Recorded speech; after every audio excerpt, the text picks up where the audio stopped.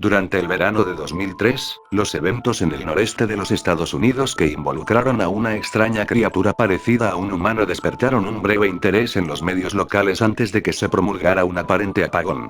Se dejó poca o ninguna información intacta, ya que la mayoría de los relatos escritos y en línea de la criatura fueron misteriosamente destruidos. Principalmente enfocados en el estado rural de Nueva York y una vez encontrados en Idaho, los testigos autoproclamados contaron historias de sus encuentros con una criatura de origen desconocido. Las emociones iban desde niveles extremadamente traumáticos de miedo e incomodidad, hasta una sensación casi infantil de alegría y curiosidad. Si bien sus versiones publicadas ya no están registradas, los recuerdos siguieron siendo poderosos. Varias de las partes involucradas comenzaron a buscar respuestas ese año. A principios de 2006, la colaboración había acumulado cerca de 2 docenas de documentos que datan del siglo XII y la actualidad, que abarcan 4 continentes. En casi todos los casos, las historias fueron idénticas. He estado en contacto con un miembro de este grupo y pude obtener algunos extractos de su próximo libro.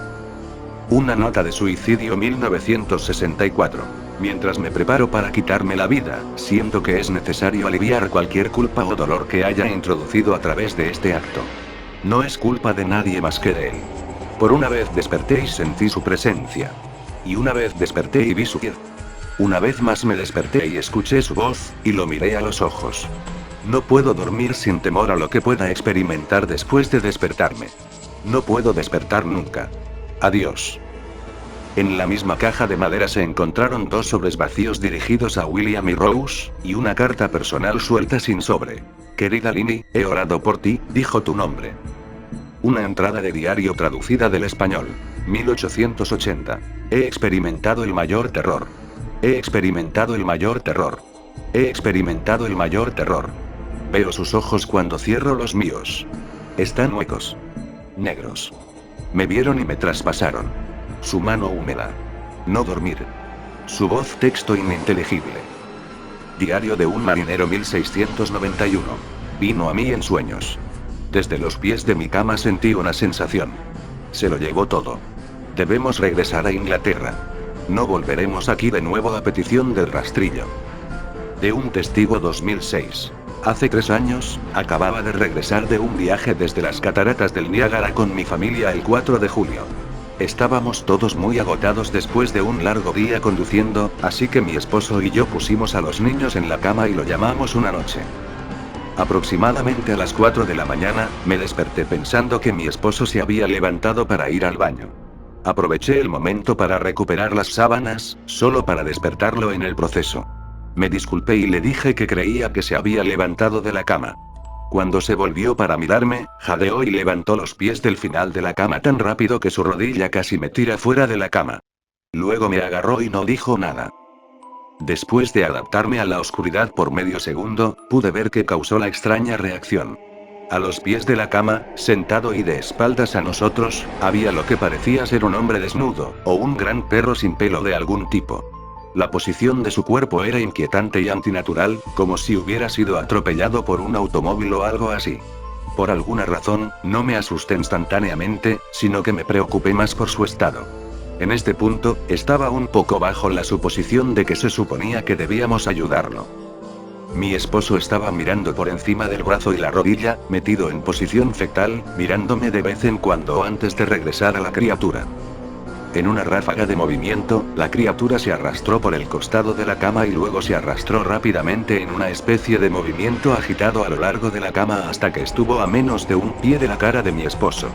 La criatura se quedó completamente en silencio durante unos 30 segundos o probablemente más cerca de los 5, solo pareció un rato con solo mirar a mi esposo.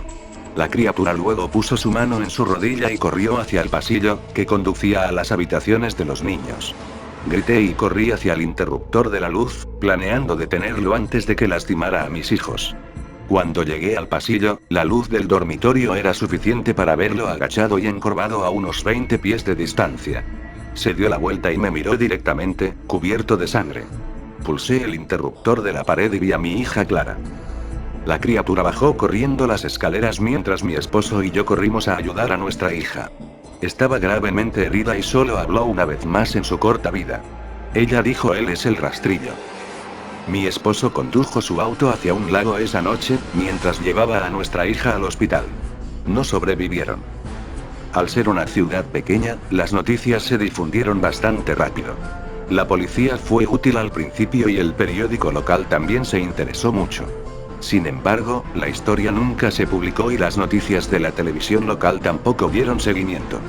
Durante varios meses, mi hijo Justin y yo nos hospedamos en un hotel cerca de la casa de mis padres. Después de que decidimos regresar a casa, comencé a buscar respuestas yo misma. Finalmente encontré a un hombre en la ciudad vecina que tenía una historia similar.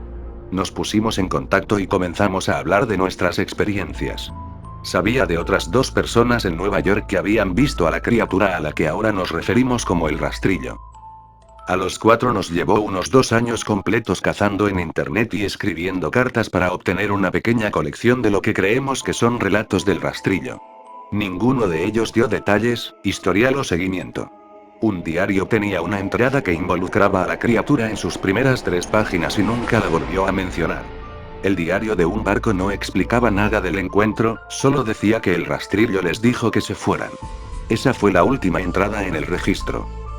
Sin embargo, hubo muchos casos en los que la visita de la criatura fue una de una serie de visitas con la misma persona.